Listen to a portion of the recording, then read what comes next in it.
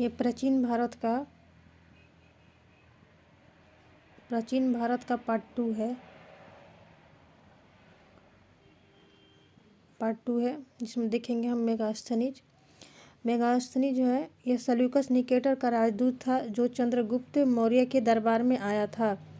इसने अपनी पुस्तक इंडिका में मौर्य युगीन समाज और संस्कृति के विषय में लिखा है। तो यहाँ से क्वेश्चन बनता है कि जो मेगास्थनी जो थे वो सेल्यूकस निकेटर के राजदूत थे, ठीक है, और ये चंद्रगुप्त मौर्य के दरबार में आए थे और इसने अपनी पुस्तक इंडिका में मौर्य युगीन समाज और संस्कृति के विषय में लिखा था। तो इंडिका किसने लिखा था? मेगास्थनीज ने। और इंडिका में किस चीज़ का वर्णन है? तो मौर्य युगीन समाज और संस्कृति के विषय में वर्णन है। इसके बाद देखते हैं डाइमेकस। जो डाइमेकस है, डाइमेकस ये सीरियन नरेश अंतियोकस का राजदूत था। तो डाइमेकस किसका राजदूत था? अंतियोकस का, जो बिंदुसार के दरबार में आया था। तो डाइमेकस किसके दरबार में आया था? तो बिंदुसार के दरबार में आया था और इसका विवरण भी मौर्य युग से संबंधित है, ठीक है। तो यहाँ से होता है कि डाइमेकस जो है बिंदुसार के दरबार में आए थे और ये किसके राजदूत थे डाइमेकस? तो अंतियोकस का। इसके बाद है डायोनीसियस। यह मिस्र नरेश टॉलमी फिलेडेल्फस का राजदूत था। डायोनीसियस जो थे ये टॉलमी नरेश फिलेडेल्फस के राजदूत थे और अशोक के दरबार में आए थे। तो डायोनीसियस जो आए थे किसके दरबार में आए थे? डायोनीसियस तो आए थे आपके अशोक के दरबार में। डायोनीसियस जो थे अशोक के दरबार में आए थे। इसके बाद है टॉलमी। इसने दूसरी शताब्दी में भारत का भूगोल नामक पुस्तिका लिखा। तो भारत का भूगोल नामक पुस्तिका किसने लिखा? तो टॉलमी ने लिखा। कब लिखा? तो दूसरी शताब्दी में लिखा है। प्लिनी जो है, प्लिनी इसने प्रथम शताब्दी में नेचुरल हिस्ट्री नामक पुस्तक के बारे में लिखा। नेचुरल हिस्ट्री नामक पुस्तक लिखा। किसने लिखा? तो प्लिनी ने लिखा। तो नेचुरल हिस्ट्री किसने लिखा? प्लिनी ने। और टॉलमी क्या लिखते हैं? तो भारत का भूगोल लिखते हैं। अब देखिए यहाँ पे देखते हैं इसमें भारतीय पशुओं, पेड़ पौधों, खनिज पदार्थों आदि के बारे में जो है विवरण किया गया है प्लिनी ने अपने पुस्तक नेचुरल हिस्ट्री में। इसके बाद है पेरिप्लस ऑफ द इरीथ्रियन सी। इस पुस्तक के लेखक के बारे में जानकारी नहीं है और इस पुस्तक के लेखक जो है इसके बारे में जानकारी नहीं है। यह लेखक करीब 80 ईस्वी में हिंद महासागर की यात्रा पर आया था। ये जो पुस्तक के जो लेखक हैं ये 80 ईस्वी पूर्व में हिंद महासागर की यात्रा पर आए थे। इसने उस समय के भारत के बंदरगाहों तथा व्यापारिक वस्तुओं के बारे में जानकारी दी है। इस पुस्तक में जो है बंदरगाह तथा व्यापारिक वस्तुओं के बारे में जानकारी है, लेकिन लेखक के बारे में पता नहीं है। बस इतना लिखा गया है कि 80 ईस्वी पूर्व में जो हिंद महासागर की यात्रा पे आए थे। इसके बाद जो है चीनी लेखक है, इसमें फाहियान का नाम आता है। यह चीनी यात्री गुप्त नरेश चंद्रगुप्त द्वितीय के दरबार में आए थे। जो थे फाहियान जो थे ये चंद्रगुप्त द्वितीय के दरबार में आए थे। इसने अपने विवरण में मध्य प्रदेश के समाज और संस्कृति के बारे में वर्णन किया है। तो जो फाहियान जो है वो मध्य प्रदेश के समाज और संस्कृति के बारे में लिखते हैं। इसने मध्य प्रदेश की जनता को सुखी और समृद्ध बताया है। यह 14 वर्षों तक भारत में रहा है। जैसे 3 क्वेश्चन बनता है कि किसके दरबार में आए थे? तो चंद्रगुप्त द्वितीय के दरबार में आए थे। और किसके बारे में लिखते हैं? तो मध्य प्रदेश के बारे में लिखते हैं, ठीक है। और ये कितने वर्ष तक भारत में रहे फाहियान? तो फाहियान जो है 14 वर्ष तक भारत में रहे हैं। 14 वर्ष तक भारत में रहे हैं। इसके बाद जो है संयुगन आते हैं। यह 518 ईस्वी में भारत आया। इसने अपने 3 वर्षों की यात्रा में बौद्ध धर्म की प्राप्तियां एकत्रित की, ठीक है। ये जो है ये आते हैं 518 ईस्वी पूर्व में और ये 3 वर्ष रहते हैं और 3 वर्ष की यात्रा करते हैं और उसमें बौद्ध धर्म की प्राप्तियां एकत्रित करते हैं।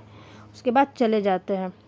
इसके बाद जो है ह्वेनसांग है, ये हर्षवर्धन के शासनकाल में भारत आया था। ह्वेनसांग जो है हर्षवर्धन के शासनकाल में भारत आए थे। ह्वेनसांग 629 ईस्वी में चीन से भारतवर्ष के लिए प्रस्थान किए।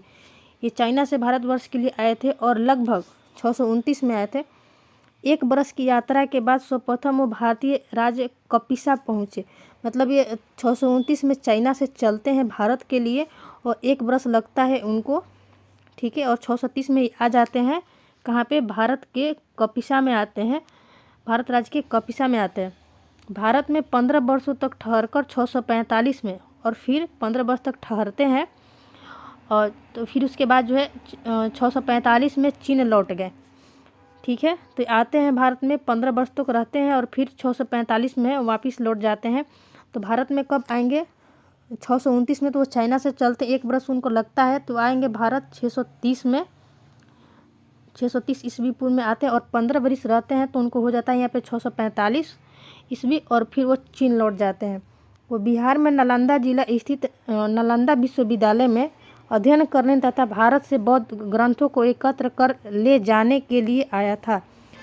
और ह्वेनसांग क्यों आए थे भारत, तो ह्वेनसांग का भारत आने का कारण था कि नालंदा में जो है नालंदा विश्वविद्यालय, वहाँ पे वो पढ़ाई करते हैं और उसके बाद वहाँ से कुछ बौद्ध ग्रंथों को एकत्रित करते हैं और फिर वो वापस लौट जाते हैं चाइना।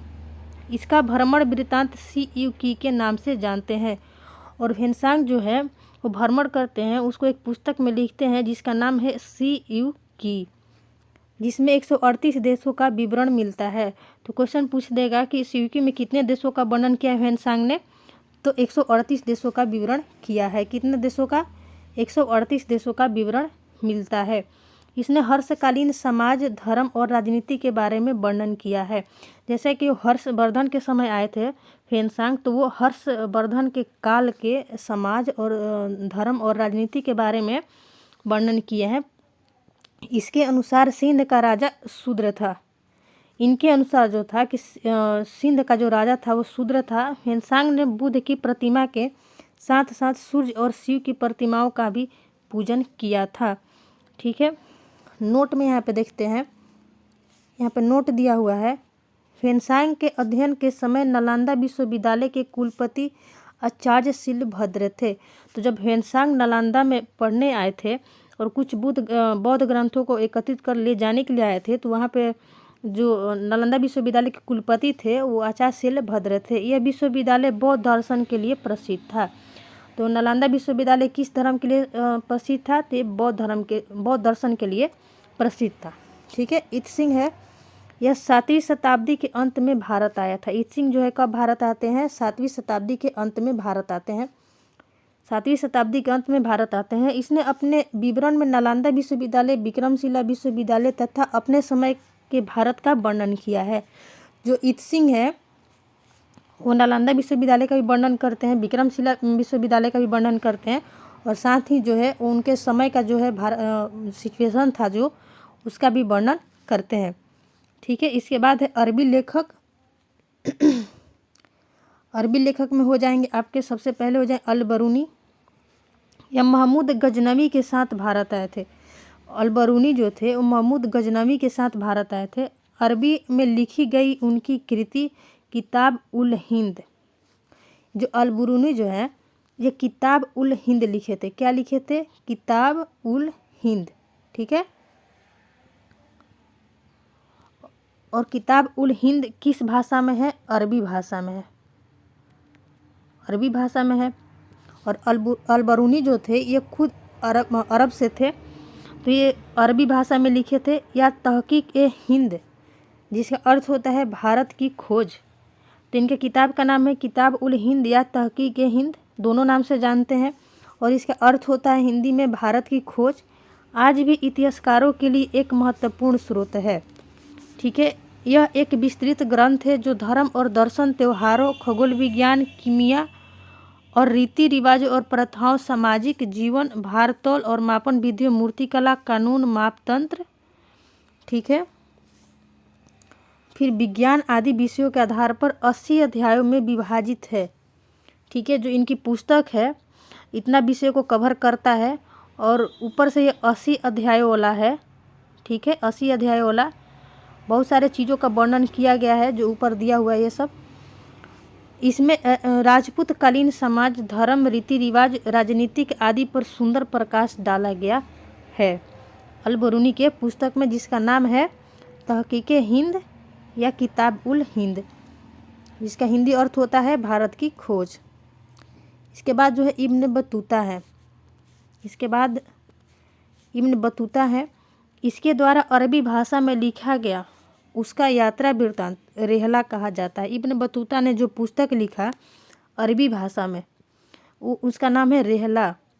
14वीं शताब्दी में भारतीय उपमहाद्वीप के सामाजिक तथा सांस्कृतिक जीवन के विषय में बहुत ही प्रचुर तथा सबसे रोचक जानकारियाँ देता है।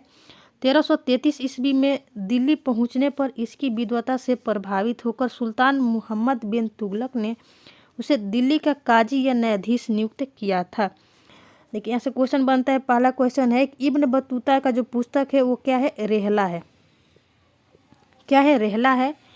दूसरा है कि रेहला हो गया। दूसरा है कि ये कब आते हैं भारत? तो ये आते हैं 1333 में दिल्ली पहुंचते हैं। ठीक है। तीसरा क्वेश्चन है किसके दरबार में काजी नियुक्त हुए थे? तो मोहम्मद बिन तुगलक के दरबार में जो है काजी नियुक्त हुए थे या न्यायाधीश नियुक्त हुए थे। इसके बाद देखते हैं, इसके बाद हैं अन्य लेखक में आ जाएंगे तारानाथ। तारानाथ को देखते हैं, यह एक तिब्बती लेखक थे। तारानाथ जो थे क्या थे? एक तिब्बती लेखक थे। इसने कंग्यूर तथा तंग्यूर नामक ग्रंथ की रचना की। तो कंग्यूर तथा तंग्यूर नामक ग्रंथ की रचना किसने की? तो तारानाथ ने की। इसने भारतीय इतिहास के बारे में जानकारी मिलती है। ठीक है, इन ग्रंथों से जो है भारतीय इतिहास के बारे में जानकारी मिलती है। तो कंग्यूर तथा तंग्यूर नामक ग्रंथ कौन लिखा था? तो तारानाथ जी लिखे थे। ठीक है, जो एक तिब्बती लेखक थे। इसके बाद देखते हैं मार्को पोलो। यह 13वीं शताब्दी के अंत में पांड्य देश की यात्रा पर आया था। मार्को पोलो जो है पांड्य देश की यात्रा पर आया था। इसका विवरण कब आया था? तो 13वीं शताब्दी में। इसका विवरण पांड्य इतिहास के अध्ययन के लिए उपयोगी है। ये पांड्य देश की यात्रा पे आए थे तो ये पांड्य देश के बारे में ही लिखे और पांड्य देश के इतिहास के बारे में लिखे, तो इसे पांड्य इतिहास के बारे में जानकारी मिलती है।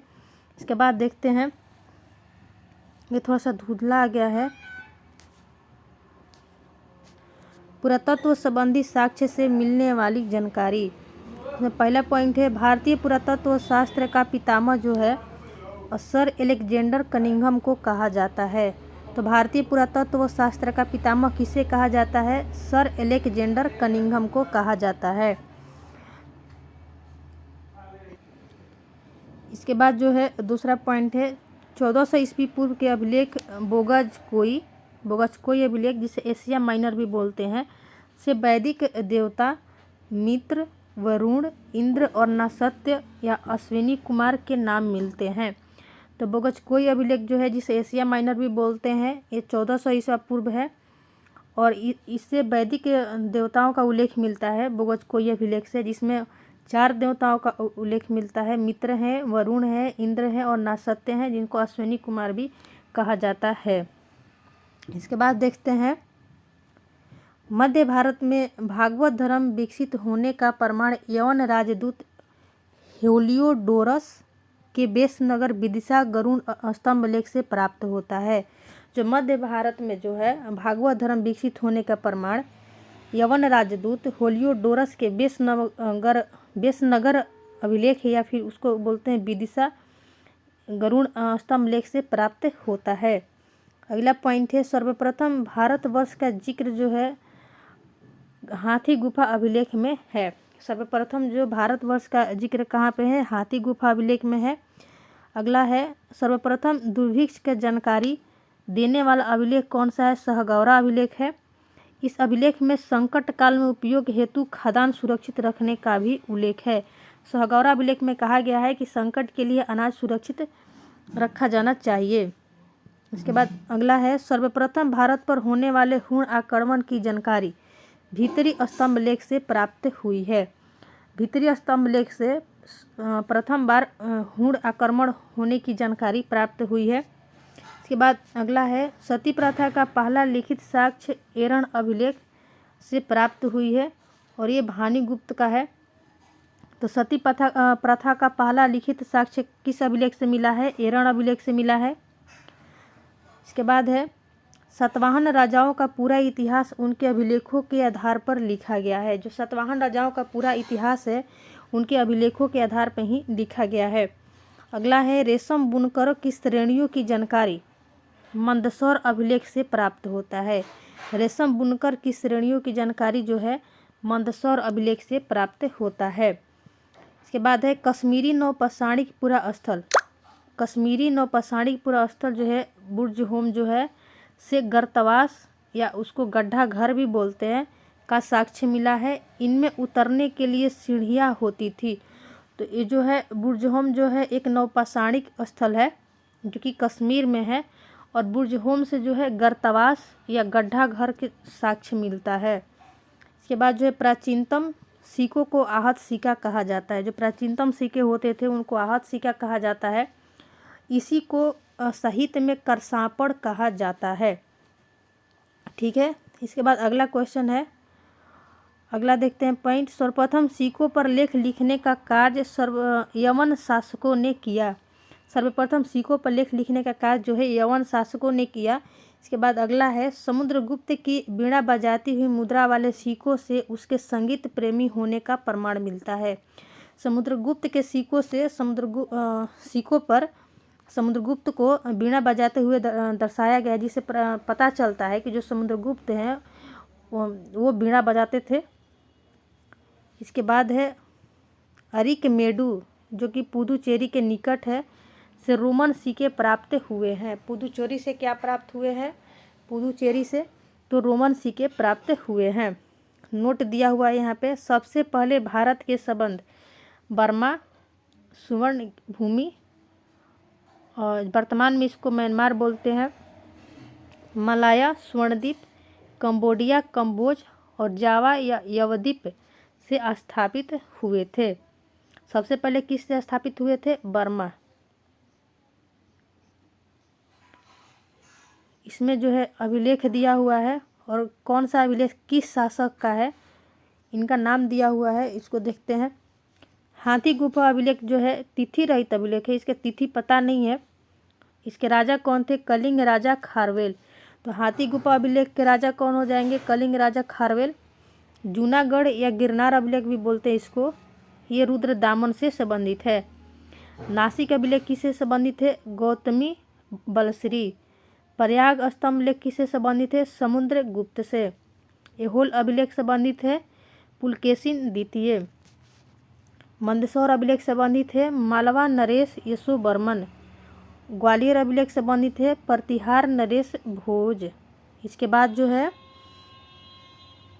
इसके बाद देखते हैं भीतरी और जूनागढ़ अभिलेख जो है स्कंद गुप्त और देवपाड़ा अभिलेख जो है बंगाल शासक विजयसेन। इसको एक बार फिर से देख लेते हैं। हाथी गुफा अभिलेख जो है कलिंग राजा खारवेल। जूनागढ़ अभिलेख रुद्रदामन। नासिक अभिलेख गौतमी बलश्री। प्रयाग स्तंभ लेख समुद्रगुप्त। ऐहोल अभिलेख पुलकेशिन द्वितीय। मंदसौर अभिलेख मालवा नरेश यशोवर्मन। ग्वालियर अभिलेख प्रतिहार नरेश भोज।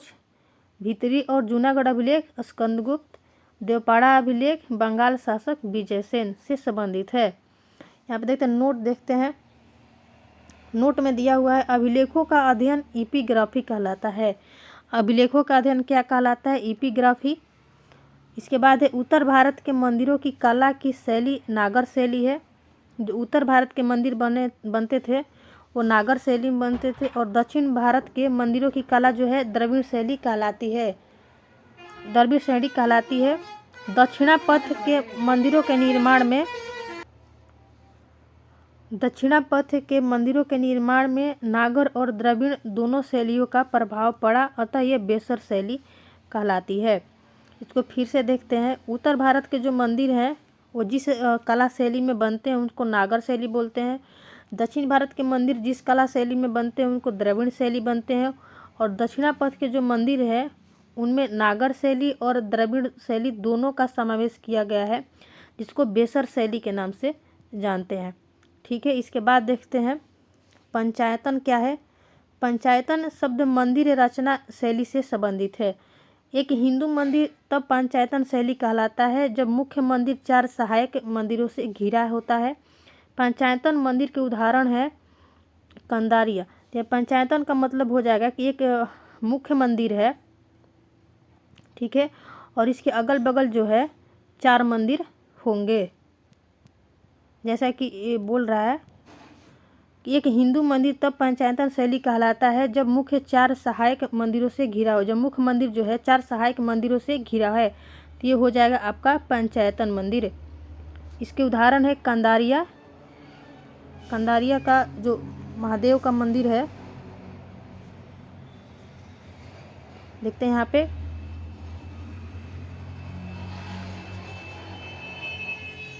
कंदारिया का महादेव का मंदिर, खजुराहो ब्रह्मोश्वर मंदिर जो भुवनेश्वर में है, लक्ष्मण मंदिर जो खजुराहो में है, लिंगराज मंदिर जो भुवनेश्वर में है, और दशावतार मंदिर जो देवगढ़ उत्तर प्रदेश में है, और गोंडेश्वर मंदिर जो कि महाराष्ट्र में है।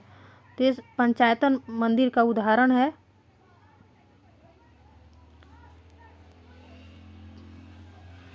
पंचायतन मंदिर का उदाहरण है ये चैप्टर यहीं पे समाप्त होता है।